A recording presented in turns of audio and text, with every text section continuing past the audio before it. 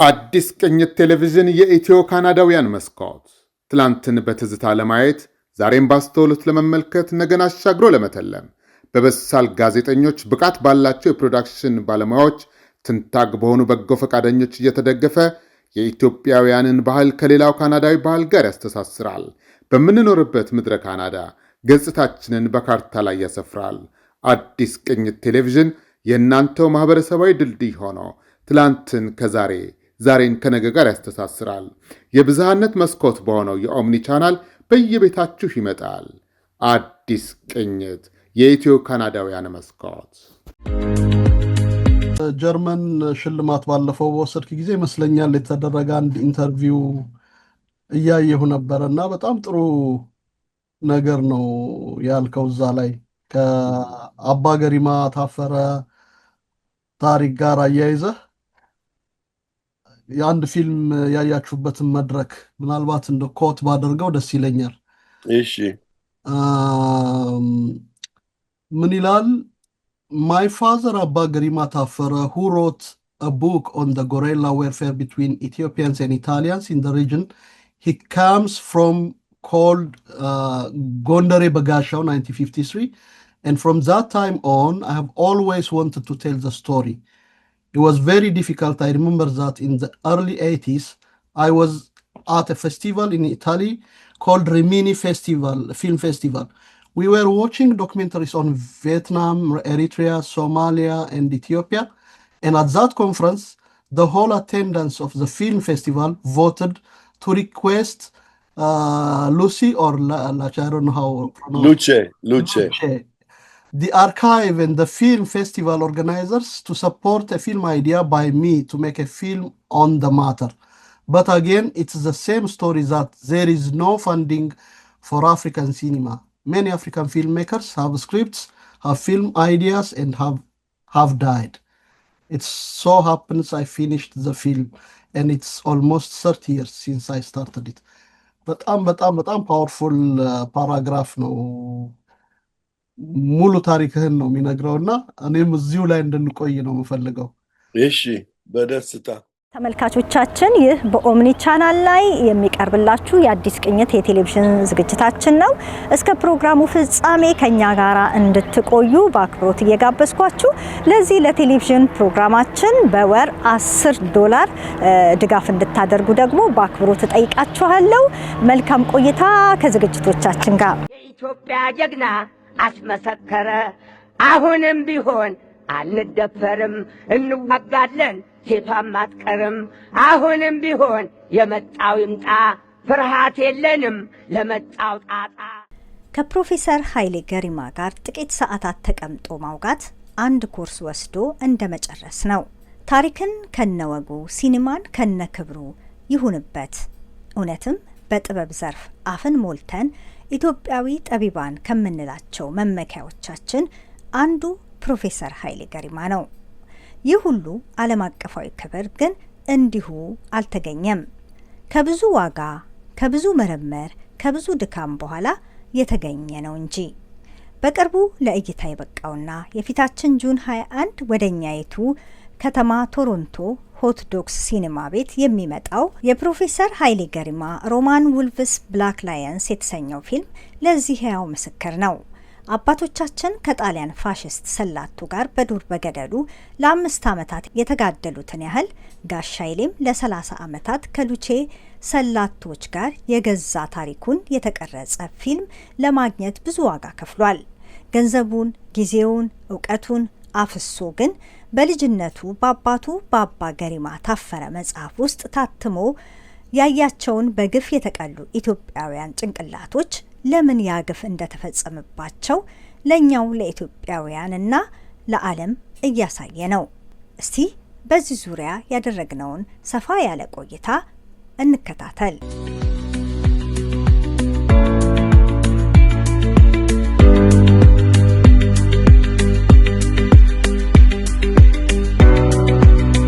በነገራችን ላይ ጁን 21 ከ3 PM ጀምሮ በብሉርና ባትረስት አቬኑ በሚገኘው ቴድ ሮጀርስ ሆት ዶግስ ሲኒማ እንዳትቀሩ ተብላችኋል። ቲኬቶችን ከአሁኑ QR ኮድ እስካን በማድረግ መግዛት ትችላላችሁ።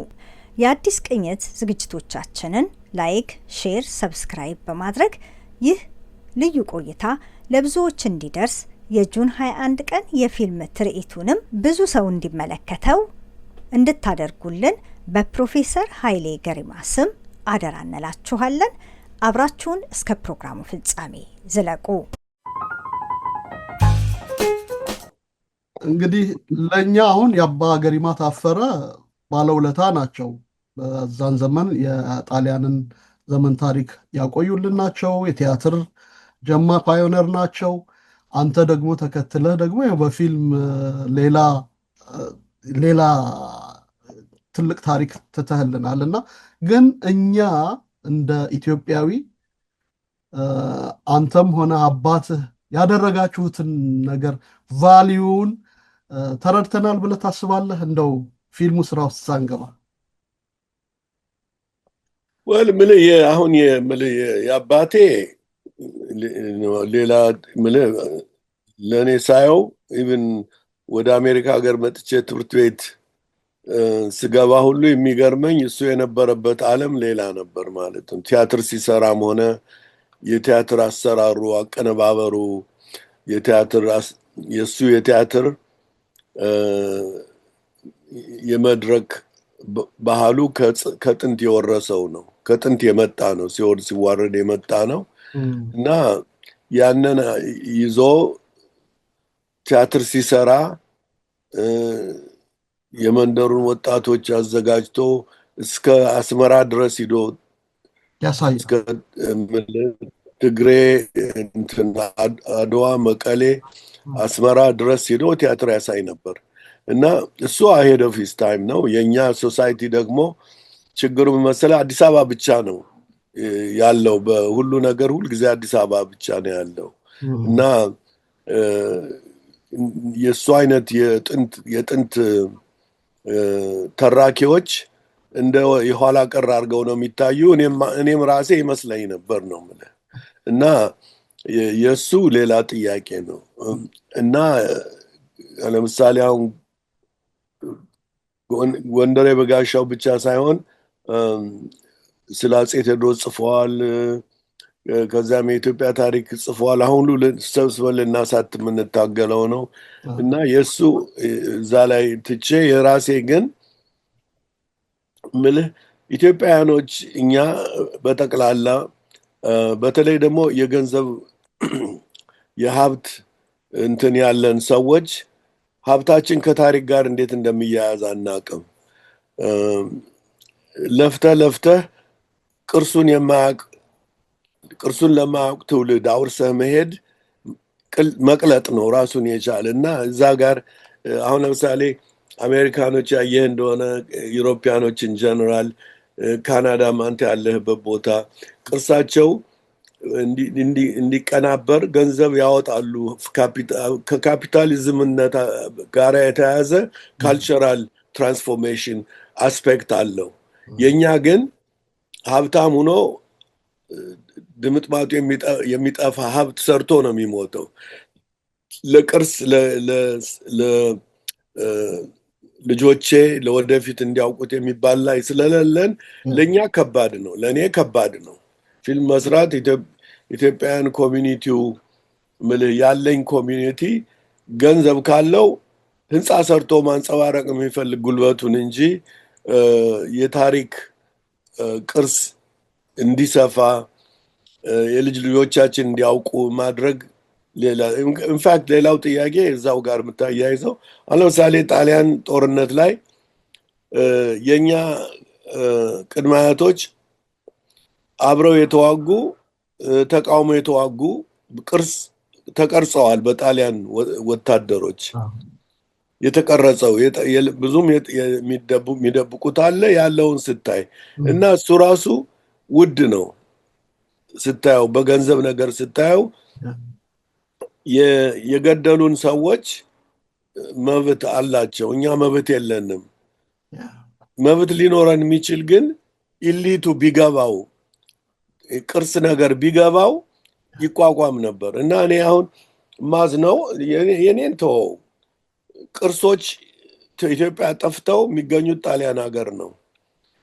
አሁን ለምሳሌ ጋሻ ብፈልግ ለምድ ብፈልግ እዛ ሄደዋል። ነጋሪት ሳይቀር ጣሊያን ሀገር ሄደዋል። ኢትዮጵያ ተጥሏል። ፊውዳል ምናምን ተብሎ ተጥሏል። እምቢልታ ተጥሏል። እና ስታዩ የሁሉ ትግሉ በጣም ኮምፕሊኬትድ የሆነ ነው። ለእኔ የኔን ተወው፣ እኔ ምን ለፍቼ መስራት ፈልጌ ነው።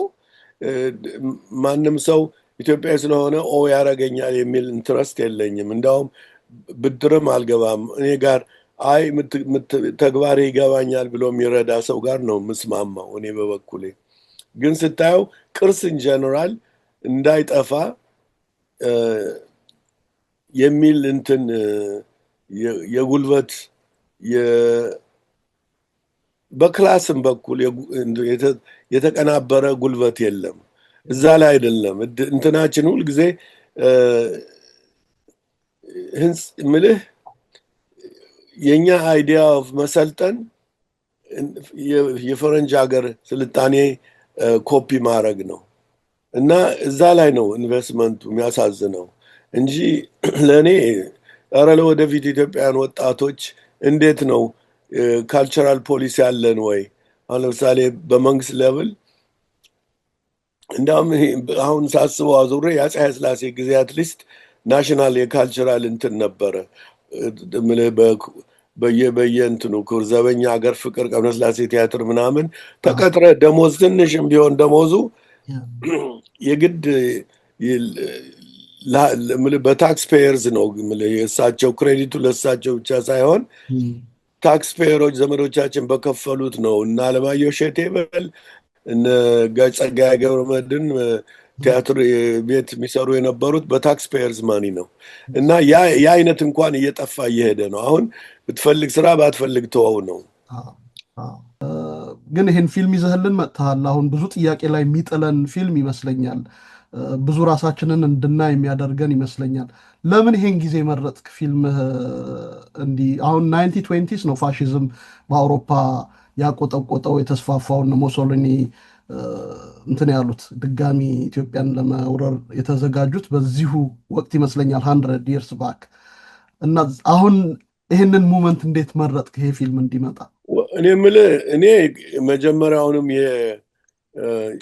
የራሴ ጥርሴን አለማወቄ አባቴ እንደዛ አርበኛ ሆኖ ምልህ እድሜ ልኬን እዚህ አሜሪካ ሀገር የአሜሪካን እንትን ህይወት ሳባረር አንዱ በብድር የቆየብኝ ውለታ ይሄ ነው። ለአባቴም እንኳን ሌላውን ተወው ያየ ቢያይ እኔ ይገርምሃል እንደምንም ብዬ ለፍቼ እዚያ አድርሻለሁ። አላየ ላይ አይደለሁም። አባቴ ጋር ሰላም ፈጥሬያለሁ። ምክንያቱም የአባቴንን ታሪክ የሚክድ እርምጃ ውስጥ ነው የገባሁት። ትውልዳችን በተለይ የኛ ትውልድ ታሪክ የሌለው ትውልድ ነው። የነካነው ያልተሳካ ለዚህ ነው የነካነው፣ የቆነጠርነው፣ የሞከርነው በንጹህ መንፈስ ቢሆንም እንደዚህ ተሽረቅርቆ የቀረበት ዋናው ምክንያት ታሪካችን አናውቅም ነበር። እኔ ታሪኬን አለማወቄን ያወቅኩት ይህን ፊልም እየሰራው ስመጣ ነው። እና እንዴት ይሄ እንግዲህ የኛ ትውልድ ከታሪካችን ተነስተን አይደለም፣ ከብድር ታሪክ ከተጽዕኖ ከውጭ ታሪክ ተነስተን ነው ልንለውጥ የሞከርነው። እና ድብልቅልቁም የመጣው እስካሁን ድረስ ያለው ግራ የተጋባው ሁኔታ ያለው ከዛ የመሰረተ ነው። መሰረቱ እሱ ነው። የኛ ትውልድ እኔ የእያንዳንዱን ኢንዲቪጁዋል መንፈስ ለመፋረድ አይደለም። እኔም የምለው ራሳችን ትውልዱ ምኞቱ ሁሉ ላይሳካ የቻለ ከታሪካዊ ቅርስ የተመሰረተ አይደለም።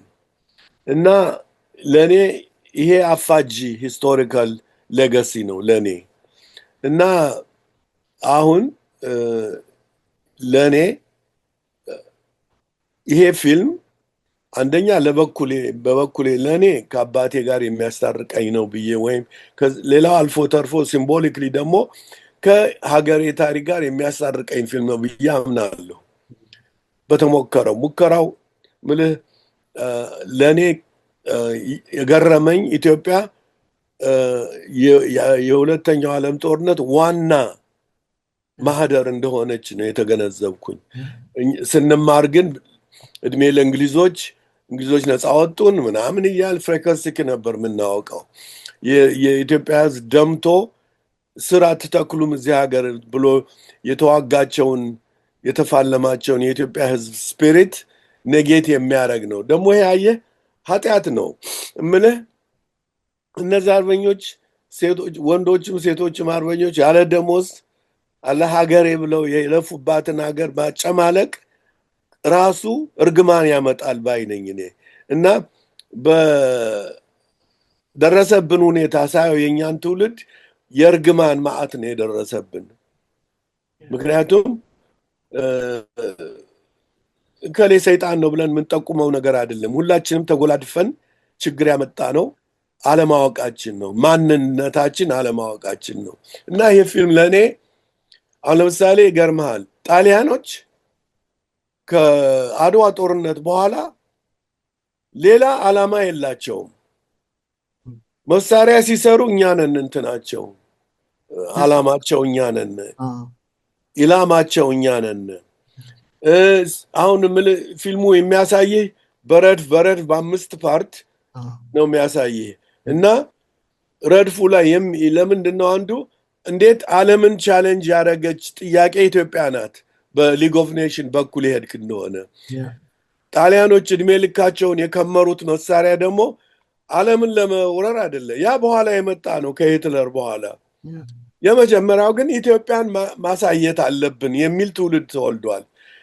እና በተቻለ መጠን ፈርፍሬ ወይም ቆፍሬ ያገኘሁት ይሄን ነው፣ የጣሊያኖቹን ማይንድ ሴት። አንድ የአውሮፓ ሀገር አንዲት አፍሪካዊ ሀገር ለመጉዳት ነው ያ ሁሉ ታሪካቸው። ስለዚህ ለእኔ ከአድዋ በኋላ ዩሮፕ ውስጥ ያለው ታሪክ በጣሊያኖች ስልጣኔ የሚመዘን ከሆነ የጣሊያኖች ስልጣኔ ወይም መዳበር ወይም መሳሪያ ወይም ሞደርናይዜሽን ጦርነት ከጣሊያን አንድነት በኋላ የመጣው ኢትዮጵያን ለመውጋት ነው።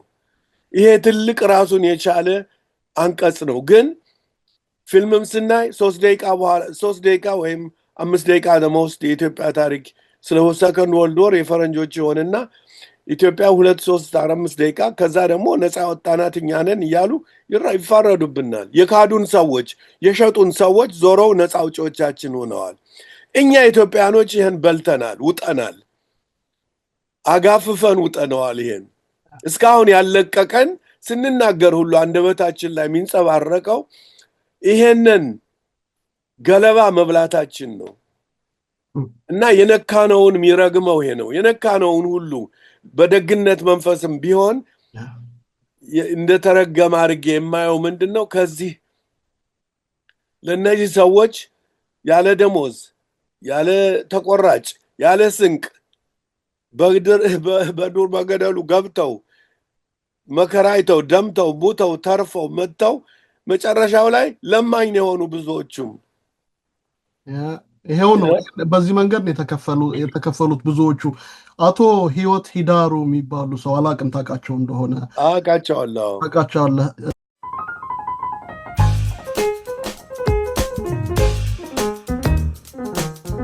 እየተከታተላችሁ ያላችሁት የአዲስ ቅኝትን የቴሌቪዥን ፕሮግራማችንን ነው። ለፕሮግራማችን ሀሳብ አስተያየት ካላችሁ በተለመደው አድራሻዎቻችን ላኩልን፣ በአክብሮት እናስተናግዳለን። በዚህ አጋጣሚ ደግሞ ይህንን ፕሮግራም ደግሞ እንድትደግፉ በወር $10 ብቻ በማዋጣት ይህንን የቴሌቪዥን ፕሮግራማችንን ቀጣይ እንዲሆን እንድታደርጉ በአክብሮት ጠይቃችኋለሁ። አሁንም ከኛ ጋራ ከዛሬው ዝግጅት ጋራ እስከ ፕሮግራሙ ፍጻሜ አብራችሁን ዘለቁ። ያቺ ቀን ተረሳች የሚል መጽሐፍ ጽፈዋል። 2 ቅጽ ነው ያለው። አንዱን ወጥቻለሁ እና እዛ ላይ በጣም የሚገርም ነገር አለ። ጣሊያኖች ሄደው እንግሊዞቹ ማስተዳደር በጀመሩበት ጊዜ ያለውን ሁኔታ ነው የሚገልጹት። እና አንድ ቀን ሲኒማ ቤት ሊገቡ፣ እዛ ሲኒማ አድዋ ይሁን ሲኒማ ኢትዮጵያ አላቅም፣ ሊገቡ ሲሉ እዚህ ሀገር እንዳለው ሴግሪጌሽን እታች መግባት አይችሉም ላይ ነው ይባላሉ ማለት ነው። ለጥቁሮች ላይ ነው ይሏቸዋል። ልክ ነው። በጣም በጣም ተናደዱ። አርበኝነት ወጥተው የነበሩ ሰው ናቸው። ከንጉሱ ጋር ይቀርባሉ እና በጣም ተናደድኩ አሉ። በቃ ከዛ ተጣሉ። ለንጉሱ አቤቱታ አቀረቡ። ከዛ አስተማሪ ስለነበሩ በትምህርት ላይም እየገቡ እንግሊዞቹ የሚያደርጉትን ነገር ነው የሚተርኩት እና እንዳልከው በትግል ያገኘነውን የአባቶቻችንን ታሪክ አሳልፈን ሰጥተን እስካሁን ድረስ ልናወራረደው አልቻልንም። በዛ ውስጥ ነው ያለ ነው። ብዙ ጊዜ ስትናገር የምሰማው ነገር አለ። ከጣሊያን ወረራ በኋላ ያለው ትውልድ በአእምሮ እንትን ውስጥ ነው ያለው፣ ፈተና ውስጥ ቻሌንጅ ውስጥ ነው ያለው። አውሮፓውያን የራሳቸውን ሕክምና አካሂደዋል። እኛ ግን ከደረሰብን መከራ ምንም አይነት ድጋፍ ምንም አይነት እንትን ሳናገኝ ከዛው ከመከራ አፍተር መከራ እየተሸጋገርን ነው እስካሁን ድረስ የዘለቅ ነው እና አንተ አሁን ይሄንን ስትነካ ታሪኩን የሚገነዘቡ ሰዎች ምን ይሉሃል? በአርበኝነት ውስጥ የነበሩ ቤተሰቦቻቸው በእንትን ውስጥ በዛ ታሪክ ውስጥ ያለፉ ሰዎች በምን መንገድ ነው የሚቀበሉ ወይም የሚረዱ? በቁጭት ነው ወይስ ለምን ነካህብንም የሚል ይኖራል፣ ለምን አነሳህብንም የሚል ይኖራል። አይ እኔ ልንገርህ እኔ ልክ ምልህ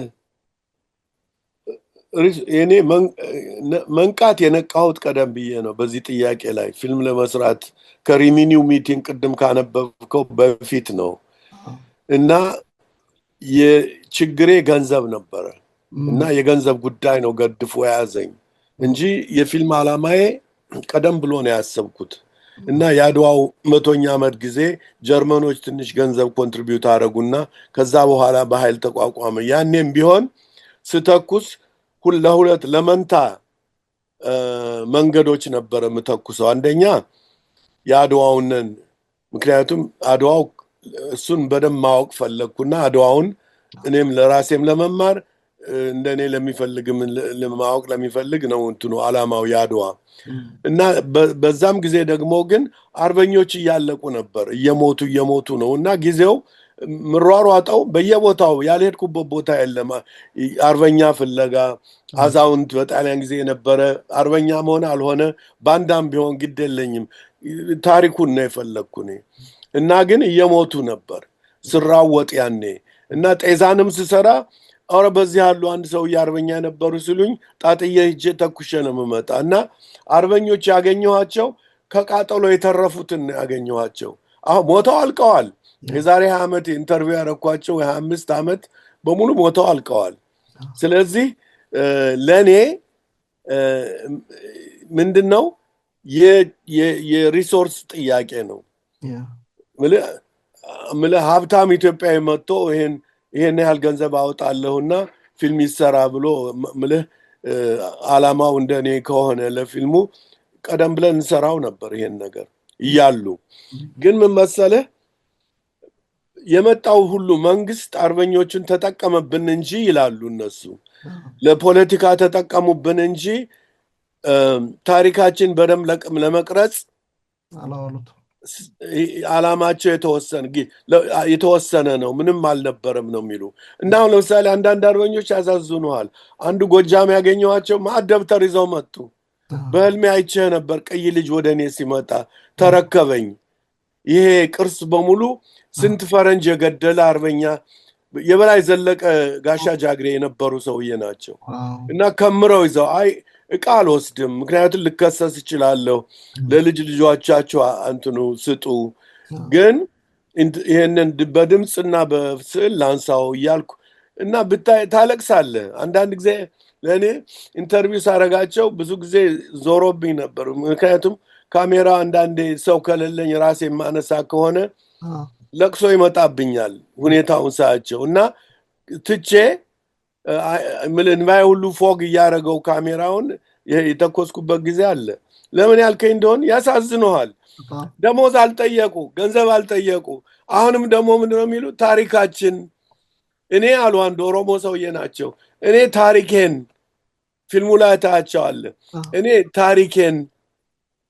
ታሪኬ ግን በደንብ መያዝ አለበት። የኖርኩበት እንትን ለሀገር የሰጠሁት እንትን ነው። ሚውዚየም ነኝ ይሉሃል። እና የኛ ሚውዚየም ግን ያየው እንደሆነ የኛ አቃቄር ታውቃለህ ምን እንደሆነ ምን ፕራዮሪቲያችን ምን እንደሆነ ሁልጊዜ እኔ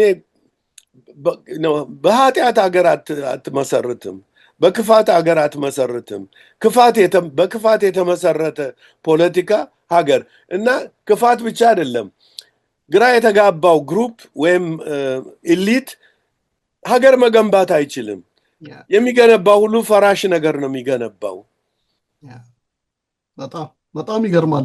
ምናልባት እዚህ ላይ አብሬ ባነሳ ደስ የሚለኝ ጣሊያኖቹ በሁለተኛው ጦርነት ከተወጡ በኋላ ይሄ ታሪክ እንዲደበቅ ኢትዮጵያውያን ኮንፊውዝ እንዲሆኑ ታሪካቸውን እንዲያጡ ግራ እንዲጋቡ የሰሩት ስራ አለ ብለህ ትጠረጥራለህ?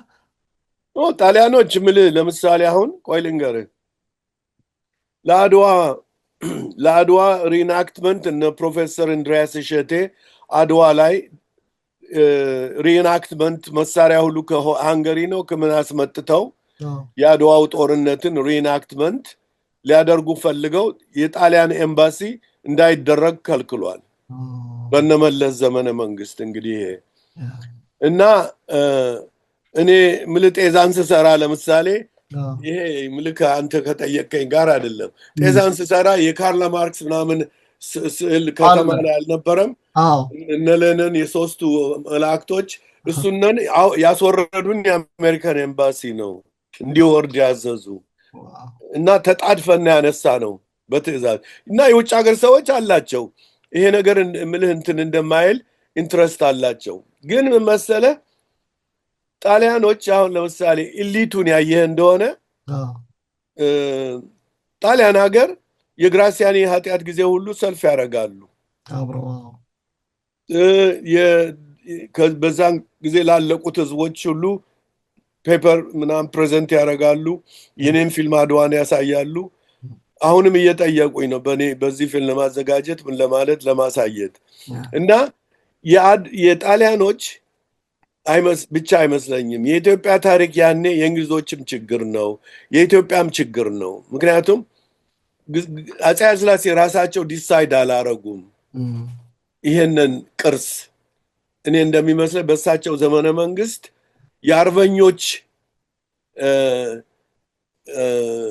የአርበኞች ዝና እንዲጎላ አልተፈለገም። የአርበኞች ብድር በደንብ አልታየም። ምክንያቱም አንዳንድ ጊዜ እሳቸው አገር በመልቀቃቸው የራሳቸው ችግር አላቸው። ምክንያቱም የመጀመሪያ ንጉስ ናቸው፣ የለቀቁ ናቸው። ቢሆንም ደግሞ ኃይለኛ ሂስቶሪያንስ ጀስቲፋይ አድርገውላቸዋል መሄድ እንዳለባቸው። ለሊግ ኦፍ ኔሽን ሄደው ፍርድ መጠየቅ እንዳለባቸው ይሄ ፖይንት ኦፍ ቪው አለ። ብቻውን አይደለም፣ የእሳቸው መሄድ ብቻ አይደለም፣ ሄደው ቁም ነገር ሰርተዋል የሚባል ታሪክ ወርሰዋል። ስቲል ግን አርበኞችን ዶኪመንትድ እንዲሆኑ እስቲ በዛን ጊዜ የአርበኞች ድርጊት የአርበኞች ውለታ የተመዘገበበት ምዝገባ ምንድን ነው ብለህ ብትጠይቅ ዜሮ ነው። አርበኞች ማህበር ተከፈተ፣ ግን ተቆራጫቸው ሁሉ ያሳዝናል። እኔ 1 2 3 አርበኞች ያገኘኋቸው አፈር ቤት ሲኖሩ ነው ያገኘኋቸው። አንድ ህንፃ ነበረ፣ አሁን ፈረሰ ቅርብ ጊዜ፣ ጣሊያን የሰራው ብሔራዊ ቲያትር ፊት ለፊት ያለ የበጎ አድራጎት ህንፃ ይባል ነበር። ይሄ ሱፐርማርኬት ምናምን የነበረበት ድሮ አንደርግራውንድ ቁማር ቤትም ነበረ አሉኝ ከጣሊያን ወረራ በፊት። ታሪኩን ዶክሜንተሪ ሰርቼበታለሁ። ያ ህንፃ የበጎ አድራጎት ህንፃ ተብሎ ለአርበኞቹ ከኪራዩ የሚገኘው ገንዘብ ለአርበኞች ድጎማ ጡረታ እንዲውል ነው የተሰጠው ሲባል ሰምቻለሁ። እና ብዙ ይሄን ያህል ትኩረት አልተሰጠም። በላይ ዘለቀ ለምሳሌ ከበላይ ዘለቀ ጋር ያለውን ግንኙነት ብታይ እሱማ አትሂድ፣ በላይ ዘለቀ ጋርማ አትሂድ፣ ትልቅ ስህተት ተደርጓል። እሱን የሚያህል አርበኛ ሌላ ወሬ ነው እሱን የቻለ። ግን ለምሳሌ አሁን መቅረጽ አሁን ለምሳሌ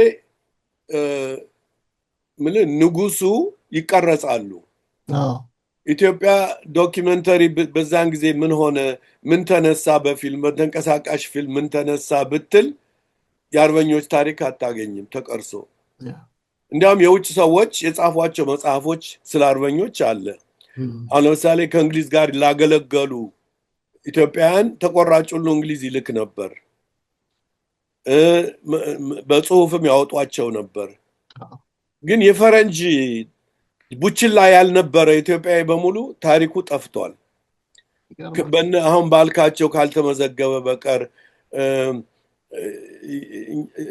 አንድም ሰውዬ ማን ነው የሚባሉት ከበደ ማን ነው የሚባሉት ሰውዬ ጽፈዋል ከበደ ደጃዝማች ከበደ ተሰማ እና ግን በደንብ የተያዘ አሁን ለምሳሌ አስፓርት ኦፍ ለምሳሌ የዘመቻ የተማሪዎች ዘመቻ ምንድን ነበር የሚባለው እድገት በህብረት ይሄ በኋላ የመጣው እድገት በህብረት የሚባለው እድገት በህብረት ሆነ ምናምን ያኔ ተማሪዎቹ በየሄዱበት ሊያስተምሩ ገንዘብ ተሰጥቷቸው ቃል ቢወስዱ ቃል ቢሰበስቡ ኦራል ሂስትሪውንን የሰፈሩን ቢሰበስቡ የስንት አርበኞች ታሪክ ለብዙ ጊዜ ይቆይ ነበር አየህ ዋናው እኮ መጨረሻውንም እኮ የነ በአፄ ኃይለ ሥላሴ ጊዜ ዘመን ሞደርናይዜሽን ተብሎ የመጣው ትምህርት ራሱ ዲስፕሌስመንት አፕሮች ነበረ አፈንጋይ ነው ምልህ ያኔ በዛን ጊዜ እንዲያውም ለምሳሌ በዚህ ነገር ተበርትቶበት ቢሆን ትውልዱ ያውቅ ነበር አንደኛ ታሪኩን ያውቅ ነበር እኛ ዝም ብለን ፊውዳሊዝም ስንል ከእንግሊዝ ሀገር በመጣ ኮንሰፕት ነው እንጂ የኢትዮጵያ ፊውዳሊዝም አናውቅም እስካሁን ድረስ አናውቅም ምክንያቱም አንዳንዶች አንታይ ፊውዳል የሆኑት ፊውዳል ነበሩ በሃይማኖት የተነሳ አስተሳሰባቸው ያው ከአስርቱ ቃላት አይወጣም ገባ ምለው እና ለግርማዊነታቸው የሚጠቅም ተማሪ የሚሆን የነበረው ታሪኩን እንዲያውቅ መደረግ የነበረበት ያንን ታሪክ አለማወቃቸው እኮ ለግርማዊነታቸውም ያስተማሯቸው ልጆች ሁሉ ነገር አበላሹ የወጣው ገንዘብ ለማስተማር በአፄ ኃይለ ሥላሴ ጊዜ ኤጁኬሽን ኤምፈሰሱ ኃይለኛ ነው ብዙ ገንዘብ ወጥቶበታል እዛ ላይ ግን እኔ ሁሉ ሃይስኩል ነበርኩኝ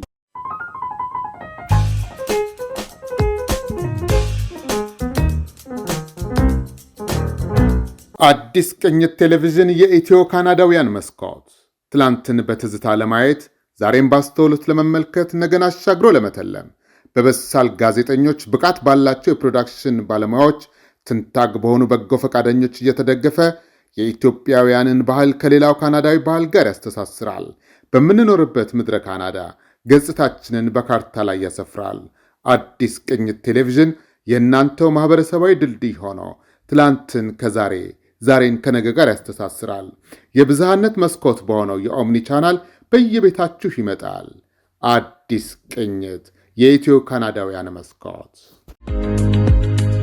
እና እኔ የምልህ ምንድነው ጅማ ሚያዝያ 7 ሃይስኩል ትምህርት ቤት ነው የተማርኩኝ አንድም ተማሪ የጅማም ተወላጅም እኔም አናቅም ነበረ ምን እንደሆነ ያ ትምህርት ቤት ሚያዝያ 7 ምን እንደሆነ አታውቁም በፍጹም ይገርማል በጣም በፍጹም እኔ ደግሞ በደርግ ዘመን ነው ያደግኩትኝ ሚያዝያ 27ን አይደለም የማውቀው መጋቢት 28 ነበረ ደርግ የአርበኞች ቀን ብሎ ያከብር የነበረው ተስፋዬ የሚባል ዘፋኝ ተስፋዬ ገብሬ የሚባል ጣሊያን አገር የሞተ ጣሊያንኛም ይዘፍናል መጋቢት 28 የሚል ዘፈን አለው በደርግ ዘመን እሱ ነው በየሬዲዮ የሚዘፈነው መጋቢት 28 የድላችን ቀን ይከበር ዘላለም በሀገራችን እያለ ይዘፍናል ይኸውልህ እንግዲህ በደርግ ዘመን ለምሳሌ አርበኞች ቢልዲንግም ነበረ ግን ለይስሙላ ነው ግን ሚያዝያ 27 ነው የአርበኞች ቀን በትክክል ያ የታሪክ ሽሚያ አንዴ ሚያዝያ 27 ነው አንዴ መጋቢት 28 ነው እያል እውነታውን ሳናቀው ነው ይኖር ነው አንተ እዛ ተምረህ ስለዛ አታውቅም አሁን አሉ አንድ ጀነራል ገብረሃና የሚባሉ እሳቸው ናቸው ቀኑን በደንብ ያስረዱ ነው ፊልም ላይ ለምን እንግሊዞች የገቡበት ቀን አዲስ አበባ የኛ አይደለም። አፄ ኃይለሥላሴ የገቡበት ቀን ነው። እሳቸው ናቸው ንጉሳችን። ስለዚህ በእሳቸው የተሰየመውን ነበር እንግሊዞች የለወጡት። እዛ ደግሞ ደርግ ለወጠው ነው የምትለኝ። አሁን ደርግ መጋቢት 28 አድርጎት ነበር። ተመልሶ አሁን ወደ ሚያዝያ 27 መጥቷል እና በእንዲህ አይነት የታሪክ ሽሚያና ግራ መጋባት ውስጥ የኖረ ትውልድ ነው። ስለዚህ ያንተ ፊልም ያንን እውነት ይገልጠዋል ብዬ አስባለሁ። ፊልሙ ላይ ቴክኒካሊ ብንመጣ ፊልሞቹ ሲነሱ ፊልሞቹን ያነሷቸው ሰዎች ዳይሬክተሮች ይኑሯቸው አይኑሯቸው አላውቅም። ጀስት እንዲሁ ዝም ብለው ነው ሪከርድ የሚያደርጓቸው ወይስ ታስቦበት የሆነ መልእክት እንዲተላለፍ ታስቦበት? እንግዲህ እኔ የኛ የአርካይቭ ቅርሳችን መከፋፈል አለብስ። እኔ አጠናዋለሁ ካሜራው ከምን ፖይንት ኦፍ ቪው እንደተተኮሰ። በተለይ ዩሮፒያኖች አፍሪካውያኖችን ሳቬጅ ናቸው ብለው ነው የሚቀርሱ። መነጸሩን መጀመሪያ የሚያስተካክሉት እነሱ ሰልጥነው ያልሰለጠነ ህዝብ እያነሱ ነው የሚከቱት። ራሻኖች ያነሱት ደግሞ በአክብሮት የሚያነሳ ፉቴጅ አለው። ያኔ እነሱም አንስተዋል። እንዲያውም ብዙ ሰው የሚጠቀምበት ዩሮፕም ውስጥ የእነሱን ፉቴጅ ነው እና ይሄን ለይተ ማወቅ ኢምፖርታንት ነው። እኔ አድዋን ስሰራ የድሮዊንግ ራሱ ፖይንት ኦፍ ቪው አለው እና ምልህ አንተን እንዲቃወምህ አርገህ ልታቀናብርበት አትችልም። መጀመሪያ ነፃ ማውጣት አለብህ መነጸርህን፣ አስተያየትህን እና ለእኔ በተለይ ጣሊያኖች እኛን ኋላ ቀር ብለው እኛ ራሳችን ኋላ ቀር የሚል ትውልድ ወልደናል እና ኋላ ቀር ህዝብ ብለው የሚያነሱት ፖይንት ኦፍ ቪው አለ። እሱን ካወቀው አቀነባበር ላይ ነው የምትለውጠው እንትናቸው መነጸራቸውን። ስለዚህ ኤዲቲንግ የሚባለው ኃይል ምንድን ነው? ያንን አጌንስት ደም እኔ ፋሽስቶች ያነሱትን፣ ምክንያቱም በኃይል ነው ሂትለር እና ሙሶሊኒ በኃይል ነው ፎቶ ያነሱ እና ኃይለኛ ካድሬዎች ነበሯቸው። በየፕሮቪንሱ ኢትዮጵያ ገብተው ነው የሚያነሱ እና የነሱ መነጸር አለ። የነሱ መነጸር ወስደ ስትጠቀምበት ማጋፈጫ ነው እንጂ ያንተ መጥፊያ አይደለም። ሌላ ውድነቱ ደግሞ በጣም ላወራህ አልችልም። በተለይ እንግሊዞች ያውም እንግሊዝና ፈረንሳይ እና አሜሪካ ከጣሊያኖች እና ከጀርመኖች በጦርነት ኃጢአት ምክንያት ኮፒ አድርገው ነው የወሰዱባቸው ሁሉን በሙሉ። የኛ ህዝብ ብቻ ነው ያልተረከበ። የአፍሪካ ህዝብ ሶማሌ ብትል፣ ሊቢያ ብትል፣ ኤሪትሪያ ብትል ኮንሽስነሱ የለም። ኢሊቱ ራሱ መገዳደል ነው የሚያውቅ እንጂ ፕሪፕሮግራም ያ ትራማ የኮሎኒያሊዝም ትራማ ምንድን ነው መሰለ?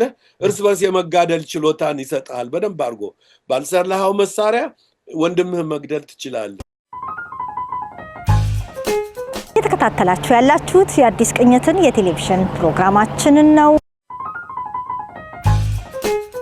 ግን መሳሪያ ሰርተህ ወንድምህን አንተ ህይወት መገንባት የምትችልበት ዓላማ የት ነው ብትለኝ እኔ ዳውት አደርጋለሁ። እና የመሳሪያው ራሱ አጠቃቀም አለው። ስለዚህ ከነሱ በውድ ገዝተህ ነው ፊልሙን የምትሰራው መጀመሪያ። ከዛ ፈሙዙን መልሰው ወደዛ ማዞር ማለት ነው። አዎ ልክ ነህ። የሚገርም ነው። ግን አንዳንድ ጊዜ ካየሃቸው ፉቴጆች እንግዲህ 30 ዓመት የቆየህበት ነው። በጣም ብዙ አርካይቭ ነው እንትን ያልከውና ምን ያህል አድካሚ እንደሆነ እገነዘባለሁኝ። ከአናላይዝ ካደረግክ በኋላ ድጋሚ ለአንተ የሚስማማውን ከዛ ውስጥ ማውጣት በጣም ብዙ ስራ ነው። በጣም አድካሚ ነው። ጄኒዩን የሆኑ ሰዎች አጋጥመውሃል? ከቀረጹት ውስጥ ለፋሽስት ፐርፐዝም ቀርጸው ግን ጄኒዩንሊ ታሪክ ለመናገር ብለው ካሜራቸውን የተጠቀሙ ያጋጥማሉ? ራሻኖች እልሃለሁ። ራሻኖች ከጣሊያኖች ውስጥ ሂትለርና የሙሶሊኒ ዓላማ እኛ የበላይ ህዝቦች ነን እና ይሄ ፕሪሚቲቭ ህዝብ ከኛ ስር ሆኖ ያሰለጠነው ነው። አዎ የምናሰለጥነው ነው ብሎ የሲቪሊዜሽናል ሚሽን የሚሉት የነሱ ራሳቸው ይሄ ነው። እንትን ራሱ ጦርነት ውጊያው ለማሰልጠን ነው ብለው ነው ዓላማው እሱ ነው። ሊግ ኦፍ ኔሽን ላይም ክርክራቸው ይሄ ነው። ለእኔ አየህ ምን አለ መሰለህ ሲኒማ እንዳገላበጥከው ነው። ቅድም አንተ ያልከው ነው። አፈሙዙን አዙረህ ለራስህ ጥቅም ግን ማወቅ አለብህ። አፈሙዙ ወዴት እንደተደቀነ በደንብ አናላይዝ ካላደረግክና ካልተገነዘብክ ችግር አለ። በጣም ግን አሁን ድረስ ፋሽስቶቹ የተጠቀሙበትን የፕሮፓጋንዳ መንገድ ካሜራን ለሆነ ዓላማ ለሆነ ግሩፕ ኢንትረስት የመጠቀም አካሄድ ዛሬም ድረስ ዘልቆታ ያለ በየሚዲያዎቹ በፐብሊክ ሚዲያውም በተለያየ ጎራ ተሰልፈው ፕሮፓጋንዳ በሚያደርጉ ወገኖች በኩል ያንኑ አይነት አካሄድ ነው ያለው እና እንደ ትራንድ የሆነ ይመስለኛል። ዝም ብዬ እንዲሁ በግርድፉ ሳየው ለምን እንዲህ ነው ዋናው እኮ መሰለህ አንዱን ሰው ወደ ባርነት ለመክተት መጀመሪያ ዲሁማናይዝ ማድረግ አለብህ እና ዓላማቸው ይሄ ነው። ዩሮፒያኖች በሙሉ እንግሊዞች ብትል ምን ብትል የኛ ችግር ምንድነው? እናምናለን እንትን ብለን አሁን ብድግ ብለን አሁን ለምሳሌ አንተ ያልከው ብሪቲሾች እንደገቡ ሴግሪጌሽን ሁሉ ቲያትር ቤቱን፣ ሲኒማ ቤቱን፣ መጠጥ ቤት ሁሉ አድርገው አርበኞች በጥይት ሲሏቸው ነው ጠቅልለው ዕቃቸውን ጠቅልለው የወጡት እንጂ መጀመሪያውንም ሀሳባቸው አፄ ኃይለ ሥላሴን ገልበጥ አድርገው ፕሮቴክትሬት ለማድረግ ነው ኢትዮጵያን ሀሳባቸው። ምክንያቱም ኢትዮጵያ ለአፍሪካ መጥፎ ምሳሌ ሆነች ብለው ነው ፕሬሚሳቸው ይሄ ነው። ሁሉም ነጮቹ የሚገናኙበት ፖይንት ምንድነው? አንድ ነፃ ኢትዮጵያ ለሁላችን ሄዴክ ናት። ናይጄሪያም ሆነ ሱዳን ሆነ ላለው ጥጥ ፋብሪካችን ጠላታችን የኢትዮጵያ ነፃ ህዝብ ነው። ይሄ ነፃነት ኢንፎርሜሽኑ መጥፎ ነው ለአፍሪካኖች። አድዋ ሁሉ ዲሞናይዝድ የሆነው አድዋ ሁሉ ሚኒማይዝድ የሆነው በድብቅነት ለብዙ ዓመት የኖረው ይሄ ነው ምክንያቱ። ከዚህ ከታሪክ ባርነት እንግዲህ ምናልባት እንደው ይሄንን ቃለመጠይቅ የምናደርገው ጁን ላይ አዲሱን ፊልምህን ይዘህልን ትመጣለህ። ምንድነው የሮማን ውልቭስ ኤንድ ብላክ ላይንስ የሚባለውን የ10 ሰዓት ገደማ ነው ይሄ ፊልም። ተከታታይ ነው። በጣም ትልቅ ስራ ነው። ብዙ ዓመት የደከምክበት ነው። ብዙዎቻችንም በጉጉት እየጠበቅን ያለ ነው ስራ ነው። በዚህ መነሻ ነው እያወራን ያለ ነው። ነገር ግን እንደ ማጠቃለያ ከዚህ የታሪክ እስራት ኢትዮጵያውያን ብቻ ሳይሆን ጣሊያኖቹም ይሄንን ታሪክ የማያውቁ አውሮፓውያንም ይሄን የማያውቁ ያሉ ይመስለኛል። አሁን የቅርብ ጊዜው ጄኔሬሽን ከዚህ ስርዓት የምንወጣው በምንድን ነው? ፖለቲካው ነፃ ሊያወጣን አልቻለም። ስለ ነፃነት የሚዘምረው የፖለቲካል አስተሳሰብ እንቅስቃሴ ላለፈው 50 ዓመት ተካሂዷል። ኢትዮጵያውያን በፖለቲካ ነፃ ካልወጡ በአርት ነፃ ሊወጡ የሚችሉበት መንገድ የለም ወይ?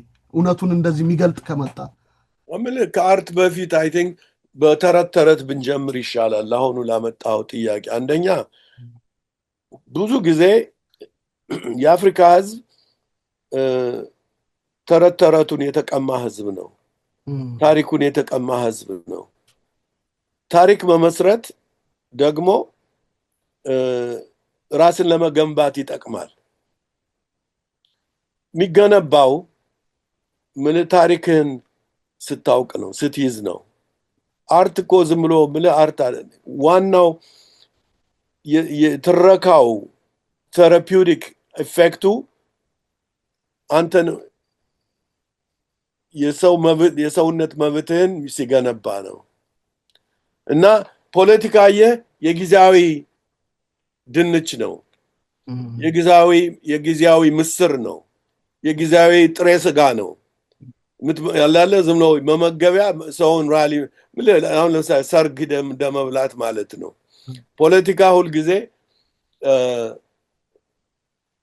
ግብዣ መሄድ ማለት ነው። ደግሞ ግብዣው ደግሞ በተረኝነት የሚወሰድ ነው። አንድ ጊዜ አማራው፣ አንድ ጊዜ ትግሬው፣ አንድ ጊዜ ኦሮሞው፣ አንድ ጊዜ ምኑ የሚባባለው የኛ ጊዜ ነው። የኛ ጊዜ የምንለው በዚች ስለምናያት ነው። ፖለቲካው ጊዜ ቅርጫ ነው፣ የስጋ ቅርጫ ነው። በሬውን ትጥለዋለህ፣ ስጋውን ትከፋፍለዋለህ፣ ትከፋፈላለህ፣ ቀቅለህ ትበላለህ፣ ትተኛለህ፣ አለቀ። ስቶሪ ግን ማንነትህን የሚገነባ ኃይለኛ መድኃኒት ነው ለኔ አየህ። ለዚህ ነው እኔ ሲኒማ ስቶሪ ነው ምል እንጂ ሲኒማ ማለት ስሜትም የለኝም። ስቶሪ ተረት ተረት ብለህ የራስን ታሪክ ስታቀፍና ስትወስድና ራስህንና የነካህን ሁሉ አብረህ ስትገነባበት ረጅም የሆነ ህይወት ይጀመራል በአንድ ህዝብ ውስጥ ወይም በአንድ ህብረተሰብ ወይም ግዘብ እና ለኔ አሁን ዘረኝነት ለምሳሌ ስታየው ዘረኝነት ሁሉ ጊዜ ማጭበርበሪያ መቀሚያ ጊዜ ነው ዘረኝነት በሁሉም ግሩፕ በአንዱ ብቻ አይደለም ሁሉም ግሩፕ በዘረኝነት የሚያምን ግሩፕ ሁሉ ጊዜ የሽፍታ ግሩፕ ነው ሰረቃ ነው ህዝቡን ለመብላት ነው እንጂ አንድ የተሻለ ህይወት ለማምጣት አይደለም ግን ዩሮፒያኖች መጀመሪያ አሁን ጣሊያኖች መጀመሪያ የሰሩት ምንድነው ዘረኝነትን የሃይማኖት ልዩነትን አጥንተው ከአድዋው ጦርነት በኋላ ይሄ ፊልም ያስረዳ እንዴት እንዳጠኑን ነው እና በዛ ጠባብ ሁሉ ገብተው ክፍልፍል ካረጉን በኋላ ነው ምልህ ያ ጦርነቱ ምልህ አለቀ ምንለው አለቀ ግን አንጎላችን ተነክቷል ኦሬዲ ለክፈውናል ተለክፈናል እና ያንን ሪፔር የሚያደርግ እርምጃ አልተወሰደም እንደ ህክምና ነው አሁን ለምሳሌ የአፍሪካ ህዝብ ታሞም ሂድ እባክህ ሸቅል ነው የሚባል ሐኪም ቤት ሂድ የሚል ማንንም ራሴ አሁን ሲያመኝ ሐኪም ቤት ልሂድ አልልም the first thing አበሻ ጎንደር አድጌ ሐኪም ሚል ቮካብለሪውም የለኝም ሐኪም ቤት ልሂድ አንልም አረስቲ ጅንጅብል ስጨኝ ወዴና አመመኝ ምናምን እንል ይሆናል ግን ህክምና ስራዬ ብለን ወደ ህክምና አንሮጥም እና የጣሊያን ኮሎኒያሊዝም ያመጣውን የዘረኝነት ቫዮለንስ ቢትዊን አስ ሪፔርስ አናረግ ዝምላችሁ ተቃቀፉ ነው የተባባልነው በአፄ ኃይለ ሥላሴ መንግስት ጊዜ ሪፐርድ ዲቤት የለም ዲስከሽን የለም አትንኩት ነው አትንካው አንድ ቀን ይፈነዳል ነክተው ከባድ ቢሆን ይሻላል የመጀመሪያው አካሄዱ ከዛ በኋላ እየተነፈሰ ይሄዳል አዎ ምክንያቱም አለዛ ሁሉም የራሱን ቂም ዳይጀስትድ ያልሆነ ቂም ይዞ አሁን እኔ ለምሳሌ ጎንደር ነው የተወለድኩኝ እና ግራ የተጋባው ዘረኛ አንተ አማራ ገፈን አንተ እንዲህ አርገህን ይለኛል ይሄ የሚለኝ ደግሞ ጮማ ስጋውን እየበላ ነው እኔ ሽሮ በልቼ ነው ያደኩ እና ከመጣህብኝ በዛ ዝም በል ባካፍህን ስጋ እኔ ሽሮ በልቼ ነው ያደኩ አባቴ ራሱ በግ መቼ ነው አፎርድ የሚያደርግ ዶሮ መቼ ነው አፎርድ የምናደርግኛ ቤተሰብ እና ለኔ እኔ ጋር ከመጣ አለቀ ምልን በክብር ከተገናኘን እኔ በዘበስከኝ ካለኝ ተውቀስበል ነው ምለው አላለም ችግሩ ግን እንዲህ ፍርጥ ብሎ የተደረገ ሁኔታ አልነበረም አልከው እንግዲህ ተረቱ ነው ያንን ስማ ጣሊያኖች ለ40 ዓመት የፈጁበትን ስነ ስርዓት አንድ ጣሊያን ስለ ኦሮሞ ብቻ ከ20-30 መጽሐፍ በላይ ጽፏል ቸሩሊ የሚባል ያውም እዛ ለጦር እንትኑ የጦር ወንጀለኞች ጋር ስሙ ቀርቧል አብሮ ኢትዮጵያ ቀርበው እንግሊዝ አፈረሰው እንግሊዞች የኢትዮጵያ መገደል ግደላቸውም እንዳይመጣ አደረጉት ሊግ ኦፍ ኔሽን ላይ አዲሱ ዩናይትድ ኔሽንስ ላይ እና 40 ዓመት ያጠኑትን ልዩነታችን የፈረፈሩትን የቦረቦሩትን ይኸውልህ እኔ ፊልም ላይ ታያለ በተክላላው ጣሊያን ብቻ ናት የተፈቀደላት በአፄ ኃይለ ሥላሴ ጊዜ በክራውን ፕሪንስ ሆነው በእቴጌ ዘውዲቱ ጊዜ ከዛም በፊት ከአድዋ በኋላ ጣሊያን ብቻ በየጠቅላይ ግዛቱ ኤምባሲ ያቋቁመው ነበር ጦርነቱ በፊት ማለት ከአድዋ ጦርነት በኋላ ወዲያው ተፈቀደላቸው ንግድ እንድንሻሻል ጓደኛ እንድንሆን ምናምን እያሉ ሌላ ኤምባሲ አልተፈቀደለትም ጣሊያን ብቻ ደሴ ብትል ነበራቸው ቆንስላ ማለት ነው አዎ ጎጃም ደብረ ማርቆስ መቀሌና አድዋ ለቀምት ነበር ጅማ ጣሊያኖች ኃይለኛ ኢንተሌክቹዋልስ ኤትኖግራፊስት አርኪኦሎጂስት ኢትዮጵያን ሆድቀዋና ያጠኗት በደንብ ገርማል እና እነሱ እንደዚህ አድርገው ካፈራረቁን በኋላ ገንዘብ ምን እየሰጡ እንደዛ ካደረሱን በኋላ አፄ ኃይለ ሥላሴ ሲመጡ ይሄ ኤክሰርሳይዝድ አልሆነም እና ሁሉም በሆዱ አምቆ ይዞ እየተባለ ነው የተኖረና ምንም የኛ ይሄ አሁን ሳውት አፍሪካ ትሩዝ ኤንድ ሬኮንሲሊዬሽን ኮሚቴ የሚባለው አይነት ኢትዮጵያኖች ከጣሊያን ጦርነት የደረሰባቸውን ሾክ ያ ሁሉ ሊንቺንግ እኔ አሁን ለምሳሌ ልንገርህ አባቴ ጋር ባየሁት ምክንያት ነው እስካሁን ያለቀቀኝ ለምንድን ይሄ ጣሊያን ጦርነት እኔን እንዲህ አልነበርኩ ምንድነው እንዲህ አርጎ ሰቅዞ ያዘኝ ብዬ ስመረምር በልጅነት አባቴ መጽሐፍ ላይ የኢትዮጵያኖች ራስ ተቆርጦ ሳይ ለካ ያ ነገር በኃይል መጥቶኛል አስደንግጦኛል ነጭንም እንዳመልክ አድርጎኛል ደጃዝማች ከበደ ጭንቅላት ተቆርጦ ሮም ተወስዶ የለም ያ ቤተሰቦቻቸው ሁሉ ኢንተርቪው አድርጋለሁ ፊልሙ ላይ ታያለ በጣም አስገራሚ ነው እንግዲህ ይሄንን ሁሉ መከራ ያለፍን ሰዎች ነን በዚህ ሁሉ ውስጥ ያለፍን እንዳልከው ግን ህክምና አላገኘንም በዛ ትራውማ ውስጥ ነው እየኖርን ያለ ነው ትራውማው መቼም ሊታከም የሚችለው አንዱን በተረት ነው እንዳልከው እውነቱን በመግለጥ ራሳችን እንድንነጋገር እርስ በርሳችን እንድንነጋገር በማድረግ ነው እንትኑን ግን እንዴት ነው ማስወገድ የምንችለው ብሉፕሪንቱን አሁን የፋሽዝም ብሉፕሪንት እንዳልከው ኦልሬዲ ተጠንቶ የተሰራው ሮድማፕ ነው አሁንም ድረስ ጥቅም ላይ እየዋለ ያለው ቆይ ልንገርህ ኢትዮጵያን ከአምስት ሲከፍሏት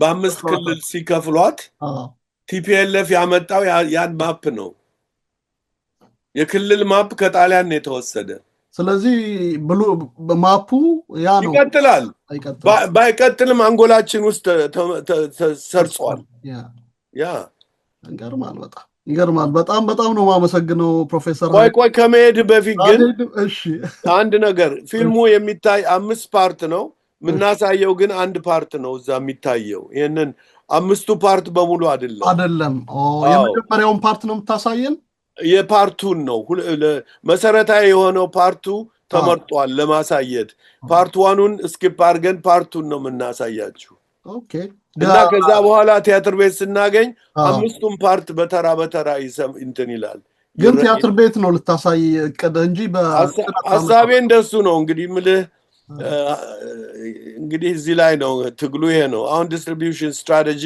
እየሰራን ነው እየተነጋገርን ነው የዚህ የሆት ዶግስ ነው የምታሳየው እንግዲህ የካናዳ ትልቁ የዶክመንተሪ ፌስቲቫል ማለት ነው እዛስ የመምጣት እድል አለው ፌስቲቫሉ ላይ የሚቀጥለው አመት ሳይጠይቁኝ አልሄድም አሁን ሸምግያለሁ አልጠይቅም ከጠየቁኝ እሄዳለሁ ናካሉኝ አሁን በርሊን ሲታይም ጠይቀውኝ ነው እኔ ለምኜ መግባት አልወድም የፊልም ፌስቲቫል ሰልችቶኛል መከራህን ለፍተህ ደግሞ እነሱ ነው ገንዘብ የሚሰሩ ያ የካናዳው ፌስቲቫል ኦንታሪዮ የሚባለው ቶሮንቶ ፊልም ፌስቲቫል በሳንኮቫ ብቻ የሰሩትን ገንዘብ እስቲ ሪሰርች አድርገህ ግባ እኔ ያን ያህል ገንዘብ ቀጥታ አላገኘሁም አሜዚንግ ነው ስለዚህ እኔ ቀብራራው ጎንደሬ ካልጠየቁኝ ኧረ በጎንደርም ሳይሆን ቀብራራው ኢትዮጵያ ይበለኝ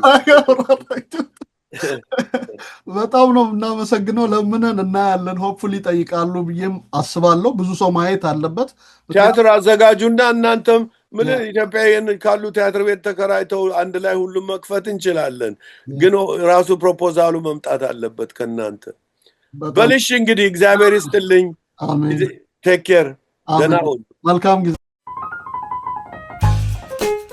የዛሬውን በዚሁ አብቅተናል አብራችሁ ስለነበራችሁ ከልብ አመሰግናለሁ የተለያዩ ዝግጅቶቻችንን ለመከታተል ያመቻችሁ ዘንድ የዩቲዩብ ቻናላችንን ሰብስክራይብ አድርጉ ወዳጅ ዘመዶቻችሁን ጋብዙ እንዲሁም ደግሞ ለዚህ ለቴሌቪዥን ፕሮግራም በወር $10 ድጋፍ እንድታደርጉ በአክብሮት እጠይቃችኋለሁ እስከ ሳምንት ሰላም ሁኑ